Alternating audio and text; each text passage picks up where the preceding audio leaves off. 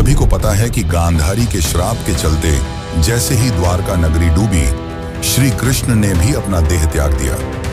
पर क्या आपने कभी सोचा है कि श्री कृष्ण की प्रिय, उनके दिल के सबसे करीब राधा रानी की मृत्यु कैसे हुई? आखिर उनकी अंतिम इच्छा क्या थी और उन्होंने श्री कृष्ण से ऐसा क्या मांग डाला जो आज भी चर्चा का विषय है? ये एक ऐसी प्रेम कहानी है जो समय से भी परे है। ये वो बंधन है जो तन से नहीं, आत्माओं से जुड़ा हुआ है। तो दोस्तों, आज हम जानेंगे राधा रानी की मृत्यु का असली रहस्य और उनकी अंतिम इच्छा की अनसुनी मगर रोचक कथा जो आपको हैरान कर देगी। आज की वीडियो अत्यंत ही ज्ञानपूर्वक और प्रेरणादायक है, इसलिए इस कथा और इस रहस्य को समझने के लिए वीडियो को पूरा जरूर देखें, क्योंकि इस कथा को पूरा सुनने से आपका जीवन सफल हो जाएगा। तो चलिए इस रहस्यमयी कथा को शुरू करते हैं। लेकिन उससे पहले अगर आप चैनल पर नए हैं तो वीडियो को लाइक करके चैनल को सब्सक्राइब जरूर कर लें और कमेंट में लिखें राधे राधे।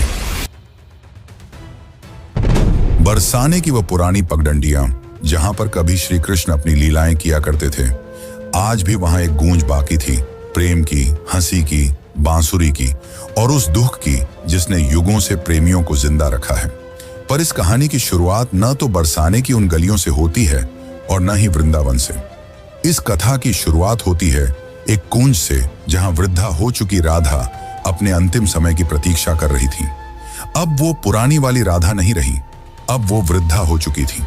उनका शरीर झुक चुका था, लेकिन आज भी उनका हृदय उसी किशोरी राधा का था जो केवल श्री कृष्ण के लिए धड़कता था। उनके चेहरे पर झुर्रियां आ चुकी थी, लेकिन आज भी जब कोई बांसुरी बजाता तो उनके चेहरे पर रौनक आ जाती, एक हंसी सी छा जाती, मानो पुरानी यादें ताजा हो गई हों। कृष्ण जब मथुरा छोड़कर चले गए, तब उनके वियोग में राधा ने न तो किसी से विवाह किया और न ही कहीं आश्रय लिया। वे अकेली ही वृंदावन के एक एकांत कुंज में रहने लगी। उनका दिनचर्या हर दिन सामान्य रहता था। वे सूर्योदय के साथ उठती और यमुना के तट पर जाकर जल अर्पण करती, जिसके पश्चात वे वापस कुटिया में लौट जाती और दिन भर श्री कृष्ण के आने का इंतजार करती, मानो उन्हें पूरा विश्वास हो कि श्री कृष्ण एक दिन उनसे मिलने जरूर आएंगे। गांव वाले राधा को साध्वी समझते थे। उन्हें उनके बारे में कुछ नहीं पता था। वे नहीं जानते थे कि वह कौन है और कहां से आई हैं, पर सभी को यह बात पता थी कि वह जो भी हो, वह अपना सब कुछ केवल और केवल श्री कृष्ण को मानती है। एक दिन राधा अपने दैनिक दिनचर्या के तहत यमुना के तट पर जल अर्पण कर रही थी। तभी उन्होंने अचानक आसमान की ओर देखा। हवा में सन्नाटा सा छा गया और उनके हृदय में एक कंपी सी दौड़ गई, मानो पूरा ब्रह्मांड उन्हें कुछ कहना चाह रहा हो। और उसी दिन शाम को वे अपनी कुटिया के बाहर तुलसी के पौधे के पास बैठ गईं और उन्हें प्रणाम करते हुए कहा कि अब मेरे जाने का समय आ गया है, पर मैं यूं ही नहीं जाऊंगी। मैं तब तक नहीं जाऊंगी जब तक स्वयं श्री कृष्ण मुझे विदा न कर दें। राधा ने कहा कि मैं अपना देह तभी त्यागूंगी जब श्री कृष्ण अपने साक्षात रूप में मेरे सामने आएंगे और प्रेम से मेरा नाम पुकारेंगे, राधे। उनकी यह इच्छा सुनकर गांव वाले चौंक गए और सोच में पड़ गए कि आखिर इतने बड़े राजा इस वृद्ध महिला से मिलने क्यों आएंगे। पर किसी ने भी राधा की भक्ति पर संदेह नहीं किया, क्योंकि उन्होंने जीवन भर सिर्फ प्रेम की परिभाषा को जिया था। उनके मन में श्री कृष्ण का अद्भुत प्रेम था और दूसरी तरफ द्वारका में बैठे श्री कृष्ण, जिनके पास सब कुछ था, पर फिर भी उनका दिल आज सूनापन झेल रहा था। कहते हैं ना कि सब कुछ पाकर भी आदमी के पास कुछ नहीं होता। आज श्री कृष्ण की हालत भी वैसी ही थी, लेकिन उन्हें अब अंदर से एक खिंचाव सा महसूस हो रहा था। उन्होंने अपनी आंखें बंद की और राधा की पुकार उनके कानों में गूंज पड़ी। इस पल श्री कृष्ण की आंखों में आंसू थे, पर हृदय में सुकून। उन्होंने तुरंत सब कुछ छोड़कर उसी पल एकांत कुंज की ओर प्रस्थान किया, जहां राधा रानी उनका इंतजार कर रही थी। जब श्री कृष्ण वहां पहुंचे तो राधा कुटिया के बाहर तुलसी के पेड़ के पास बैठी हुई थी। उनकी आंखें बंद थीं और वे ध्यान में लीन थीं। कृष्ण ने धीरे से कहा, राधे। यह शब्द सुनकर राधा की आंखें खुली और उनके चेहरे पर एक चमक छा गई। उनकी आंखों में वह प्रेम था जो न कहा जा सकता था और न ही छुपाया जा सकता था। राधा मुस्कुराई और श्री कृष्ण से कहा, प्रभु, अब मेरे जाने का समय आ गया है। अब मेरी आत्मा केवल विश्राम चाहती है। यह सुनकर श्री कृष्ण ने राधा का हाथ थाम लिया। अब राधा की सांसें धीरे धीरे धीमी होने लगी और उन्होंने वहीं तुलसी के पेड़ के नीचे अपने प्राण त्याग दिए। किंतु यह अंत नहीं था। इसी पल वह रहस्य ने जन्म लिया जिसे सुनकर आप चौंक जाएंगे। राधा की आत्मा को तो मोक्ष मिल गया, पर उनके आखिरी शब्द अब भी श्री कृष्ण के कानों में गूंज रहे थे। राधा ने अपने अंतिम पलों में कहा था, प्रभु, जब इस धरती से प्रेम का अर्थ मिटने लगेगा तब मैं फिर लौटूंगी। मुझे फिर जन्म लेना होगा, क्योंकि प्रेम जीवन का प्रमुख हिस्सा है और उसे मिटने नहीं दिया जा सकता।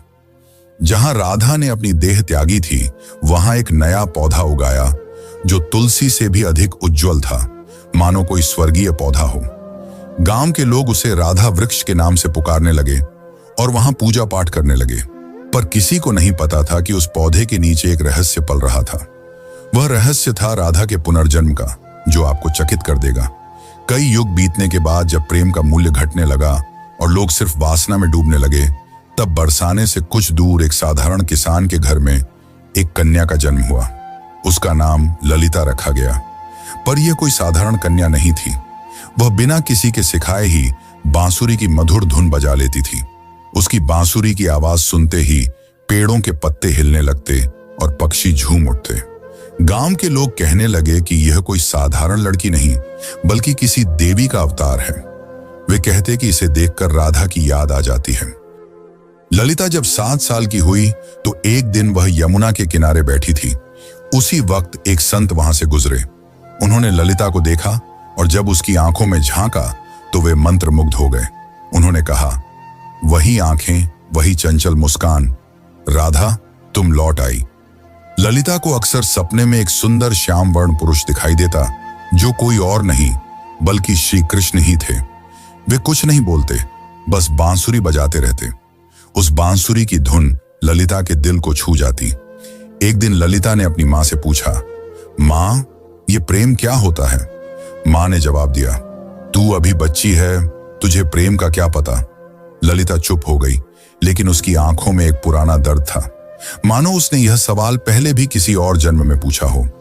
जब ललिता 13 साल की हो गई तो एक दिन वह यमुना तट के पास बैठकर बांसुरी बजा रही थी कि तभी अचानक उसकी बांसुरी से अलग धुन निकलने लगी। वही धुन जो श्री कृष्ण उनके सपनों में आकर बजाया करते थे। अचानक वहां की जमीन थोड़ी सी फटी और एक मूर्ति सी दिखाई दी। ललिता ने उस मूर्ति को निकाला। वह मूर्ति एक स्त्री की थी जिसने बांसुरी पकड़ी हुई थी। जैसे ही ललिता ने उस मूर्ति को अपने हाथ में उठाया, उस मूर्ति से एक दिव्य आवाज निकली जिसने कहा, तुम लौट आई राधे। ललिता चौंक गई। आखिर यह कौन थी और क्यों उसका नाम राधे पुकारा जा रहा था? तो चलिए जानते अब आगे की कथा, जो और भी रोमांचक और रहस्यमयी है। लेकिन उससे पहले अगर वीडियो अच्छी लग रही हो तो इसे लाइक करके कमेंट में राधे कृष्ण जरूर लिखें। उस दिन के बाद ललिता का व्यवहार बदलता जा रहा था। अब वह गहराइयों में सोचने लगी थी। वो जानना चाहती थी कि वह कौन है और उसका जन्म क्यों हुआ है। आखिर क्यों उसे प्रेम और कृष्ण जैसे शब्द इतना आकर्षित करते हैं। उसी दौरान एक संत हिमालय से कई वर्षों की तपस्या कर बरसाने लौट रहे थे। जब उन्होंने ललिता को देखा तो वे स्तंभ रह गए। वह बोले, युगों पहले मैंने यही आंखें राधा की देखी थी। कन्या, तुम इस युग की नहीं हो। तुम्हारा जन्म किसी उद्देश्य से हुआ है। ललिता ने पूछा, कौन सा उद्देश्य? तब उस तपस्वी संत ने अपनी आंखें बंद कर जवाब दिया, अभी के युग में प्रेम केवल एक शब्द बनकर रह गया है। तुम्हें उसे फिर से जीवन बनाना है। अब बरसाने की गलियों में एक नई कथा जन्म लेने वाली थी। दरअसल यह कथा नई नहीं बल्कि पुरानी थी, राधा के पुनर्जन्म की कथा। अब ललिता किशोर अवस्था में पहुंच चुकी थी। अब उनके मन में विचित्र सी बेचैनी थी, मानो कोई उन्हें पुकार रहा हो। रातों में ललिता यमुना के तट पर अकेले बैठती और उस अज्ञात पुरुष की कल्पना करती जो उन्हें सपनों में दिखाई दिया करते थे। एक दिन ललिता ने अपनी मां से पूछा, मां, क्या प्रेम बिना कहे भी हो सकता है? तब उनकी मां ने जवाब दिया, बेटी, सच्चा प्रेम तो वही होता है जो कुछ कहे बिना ही हो जाए। पर ललिता तो कुछ और ही सोच रही थी। उसका हृदय उस व्यक्ति के लिए धड़क रहा था जिससे वो कभी मिली भी नहीं थी। एक दिन उस स्वामी ने ललिता को अपने आश्रम में बुलाया और कहा, राधे, अब समय आ गया है। कृष्ण इस युग में जन्म ले चुके हैं, पर इस युग में उन्होंने एक ब्राह्मण के रूप में जन्म लिया है और तुम्हें उन्हें ढूंढना पड़ेगा। यह सुनकर ललिता खुशी के मारे झूमने लगी, क्योंकि जिस पल का उसे इंतजार था वो आने वाला था। पर एक समस्या थी, ललिता श्री कृष्ण को पहचानेंगी कैसे? तब उस संत ने कहा, जब वे तुम्हारे सामने आएंगे तो तुम खुद ही उसे पहचान लोगी। पर ध्यान रखना, इस बार परीक्षा और भी ज्यादा कठिन होगी, क्योंकि अब युग बदल चुका है। अब तुम्हारा प्रेम व्यक्तिगत नहीं रहा, बल्कि अब तुम्हें लोगों और समाज का सामना करते हुए पूरे संसार को प्रेम का अर्थ समझाना होगा। अब श्री कृष्ण पुनर्जन्म ले चुके थे और एक नव युवक साधु के रूप में थे, जिनका नाम अनंतानंद था, जो लोगों को उपदेश दिया करते थे।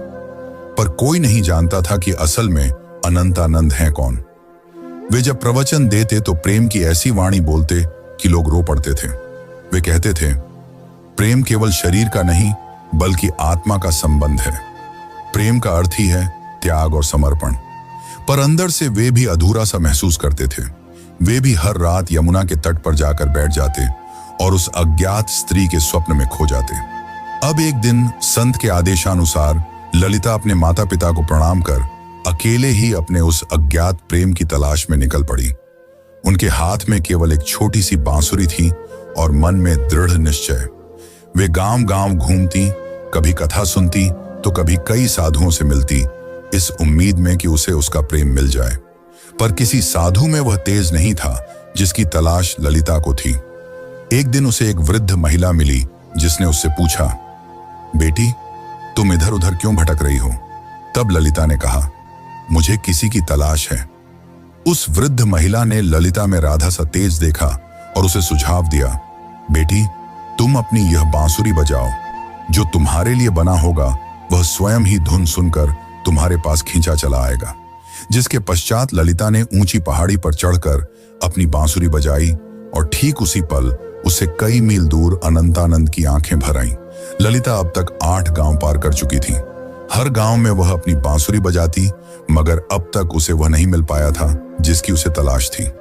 ललिता को अनंतानंद के आसपास होने का एहसास होता, मगर वह उसे ढूंढ नहीं पा रही थी। अब वह थक चुकी थी, जिसके बाद उसने प्रण लिया कि यदि अगली पूर्णिमा की रात तक उसे वह नहीं मिला तो वह यमुना में कूदकर अपनी जान दे देगी। उस दिन आखिरी बार ललिता ने बांसुरी बजाई। उसकी धुन वैसी ही थी जो किसी को अंदर तक भिगो दे। उसी पल हिमालय में बैठे अनंतानंद को वह ध्वनि सुनाई दी। उसे वह ध्वनि काफी प्रभावी लगी, मानो उसने कई वर्षों बाद वही ध्वनि सुनी हो जो उसे पुकार रही हो। अनंतानंद ने तुरंत ही हिमालय छोड़ दिया। ठीक उसी रात ललिता को फिर से स्वप्न आया, पर इस बार स्वप्न काफी अलग था। इस बार श्री कृष्ण और राधा यमुना के तट पर बैठे थे और राधा श्री कृष्ण से पूछ रही थी, प्रभु, क्या इस बार भी मेरी प्रेम कहानी अधूरी रह जाएगी? कृष्ण ने कहा, नहीं राधे, इस बार संसार को तुम्हारे प्रेम की पूर्णता दिखाई देगी। इतना कहते ही ललिता का स्वप्न टूट गया। ललिता के मन में एक नई उम्मीद जाग उठी थी। अब वह उस जगह पहुंची जहां अनंतानंद पहुंचने वाले थे, वृंदाधाम। यह कोई आम स्थान नहीं थी। कहते हैं कि इसी स्थान पर राधा ने कृष्ण को आखिरी बार देखा था और एक शिला को छूकर प्रण लिया था कि जब तक उसकी प्रेम कहानी पूर्ण नहीं हो जाती वह लौटती रहेगी। उस समय वृंदाधाम में एक कथा हो रही थी और उस कथा के वाचक कोई और नहीं बल्कि स्वयं अनंतानंद थे।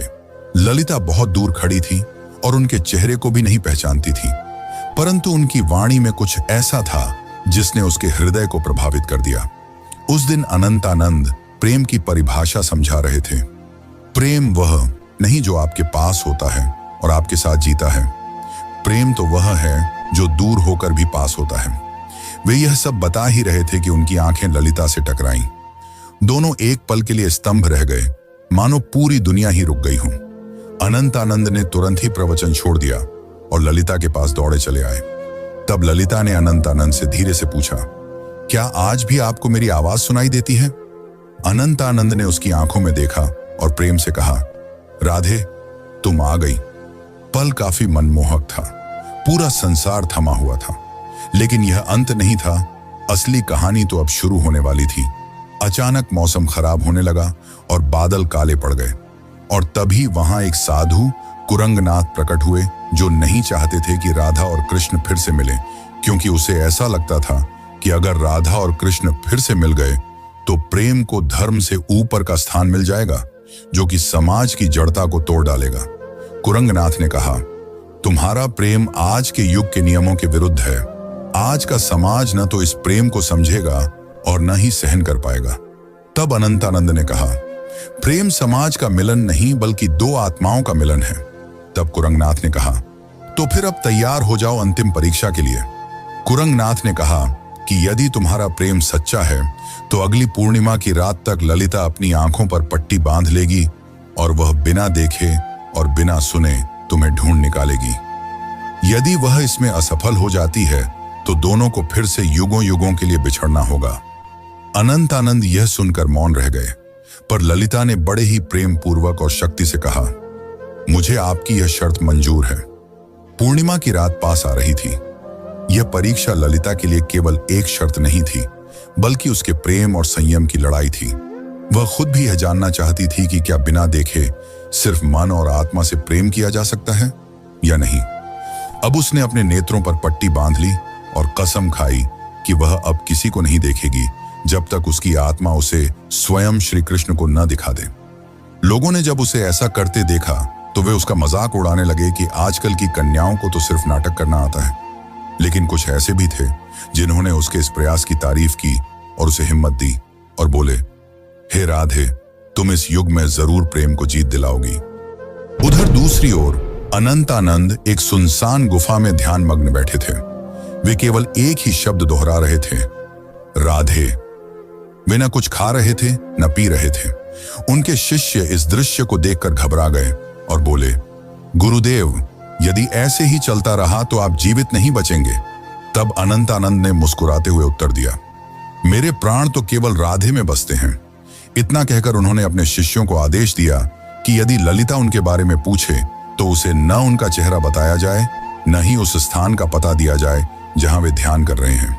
वे भी जानना चाहते थे कि क्या इस युग में भी राधा केवल अपनी आत्मा की पुकार से उन्हें ढूंढ पाएगी। इधर ललिता अपनी आंखों पर पट्टी बांधे गांव-गांव भटक रही थी। वह अनेक साधुओं से मिलती और पूछती, क्या आप अनंतानंद हैं? पर उसे कुछ हासिल नहीं हो रहा था। कुछ साधुओं ने तो यहां तक झूठ बोलने की कोशिश की कि मैं ही अनंतानंद हूं, पर ललिता का हृदय उन्हें पहचान जाता। उनकी आवाज में वह माधुर्य नहीं था, न ही वह तेज था जो केवल आत्मा से पहचाना जा सकता था। एक बार एक साधु उनके पास आया जिसमें गजब का तेज था और जिसकी वाणी अत्यंत मधुर थी। उसने ललिता से कहा, मैं ही अनंतानंद हूं। यह सुनकर ललिता एक पल के लिए डगमगा गई, पर तुरंत ही उसे एहसास हो गया और उसने उस साधु से कहा, आप में तेज तो काफी है, पर आप वह आत्मा नहीं है जिसकी मुझे तलाश है। उसी क्षण उस साधु ने अपना भेष बदल लिया। दरअसल वह कुरंगनाथ ही था जिसने भ्रम फैलाने के लिए ऐसा किया था। अब कुरंगनाथ ने क्रोध में कहा, तू अब तक नहीं टूटी? आखिर किस प्रेम की बात करती है तू? इतना सुनकर ललिता ने कहा, मेरा प्रेम इस युग के बंधनों से मुक्त है, जिसे शब्दों में समझाना असंभव है। इतना सुनकर कुरंगनाथ वहां से चला गया। अब ललिता उस गुफा के पास पहुंच चुकी थी जहां अनंतानंद ध्यान मग्न थे। ललिता धीरे धीरे गुफा के अंदर गई और अंत में उसे वहां किसी के होने का आभास हुआ, जिससे दिव्य तेज निकल रहा था। ललिता ने उन्हें पहचान लिया और उनके पास जाकर अपनी बांसुरी उनके पैरों में रख दी और कहा, मैं आपको देख नहीं सकती, पर मेरा हृदय काफी जोर से धड़क रहा है। क्या आप वही हैं जिनकी मुझे तलाश है?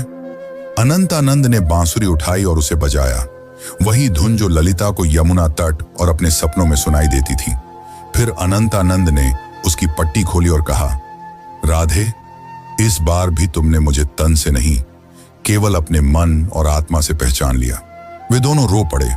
उनकी आंखों में कई सालों की थकान थी जो अब मिट रही थी। तभी वहां एक साधु आए और उन्होंने कहा, राधा और कृष्ण, तुम्हारा प्रेम संपूर्ण तभी माना जाएगा जब यह समाज इसे स्वीकार करेगा। जब इस समाज के सामने तुम्हारा प्रेम सत्य और पवित्र सिद्ध हो जाएगा, तभी तुम्हारा मिलन सफल होगा। राधा ने कहा, प्रेम तो किसी समाज के बंधन से मुक्त होता है, उसे किसी के प्रमाण की जरूरत नहीं। लेकिन तभी अनंतानंद ने उसे समझाते हुए कहा, राधे, अब युग बदल गया है। अब यह समाज प्रेम की परिभाषा भूल चुका है। इतना कहकर अनंतानंद ने उस साधु से पूछा, आप ही बताइए कि हमें क्या करना होगा। उस साधु ने कहा, तुम्हें इस राज्य की राजसभा में सभी के सामने अपने प्रेम को स्वीकारना होगा। तुम्हें वहां राजा, पंडित और प्रजा सभी को यह बतलाना होगा कि एक ब्रह्मचर्य साधु और एक साध्वी भी प्रेम के बंधन में बंध कर धर्म के मार्ग पर चल सकते हैं। अगले दिन वे दोनों राजसभा में उपस्थित हुए। राजा ने कहा, हम यह क्या सुन रहे हैं कि एक साधु ने ब्रह्मचर्य को तोड़ा है। इतना सुनकर अनंतानंद ने उत्तर दिया, महाराज, मैंने कोई नियम नहीं तोड़ा, मैंने तो केवल अपने प्रेम को अपनाया है। तब अनंतानंद ने प्रेम को समझाते हुए कहा, प्रेम कोई काम वासना नहीं है, प्रेम तो आत्मा का मिलन है। जब आज से कई युग पहले राधा और कृष्ण ने प्रेम किया था, तब भी समाज ने यही कहा था, और जब वे जीवन भर समाज के कारण एक दूसरे से अलग रहे, फिर भी समाज चुप रहा। इतना कहते ही ललिता भी आगे बढ़कर बोली, मैंने केवल इन्हें तन से नहीं चाहा, बल्कि मन से भी चाहा है, और अपने प्रेम को साबित करने के लिए मैंने कड़ी परीक्षा भी दी है। और इसी दौरान ललिता ने कुरंगनाथ की वह कठिन परीक्षा के बारे में सबको बताया। इतना सुनकर राजा और सभा मौन रह गए। को राजा के फैसले का इंतजार था। राजा ने कहा, जब मैं छोटा था तब मेरी माँ मुझे राधा और कृष्ण की अमर प्रेम कहानी सुनाया करती थी, और जब मैं उनसे पूछता कि आखिर उन्होंने विवाह क्यों नहीं किया, तो मेरी माता चुप रह जाती। आज जाकर मुझे यह बात समझ में आ रही है कि विवाह तो समाज का नियम है, पर प्रेम आत्मा का। इसीलिए मैं इस प्रेम को स्वीकार करता हूं। तब से प्रेम की एक नई परिभाषा लिखी गई, और कई युगों पश्चात राधा और कृष्ण का मिलन फिर से संपूर्ण रूप से हो पाया। दोस्तों, अब हमारी कथा यहीं पर समाप्त होती है, लेकिन अगर आपको यह कथा अच्छी लगी हो तो कृपया करके वीडियो को लाइक करें और चैनल को सब्सक्राइब कर लें। यह आपके लिए तो एक पल का काम है, पर इससे हमारी काफी मदद हो जाती है। धन्यवाद।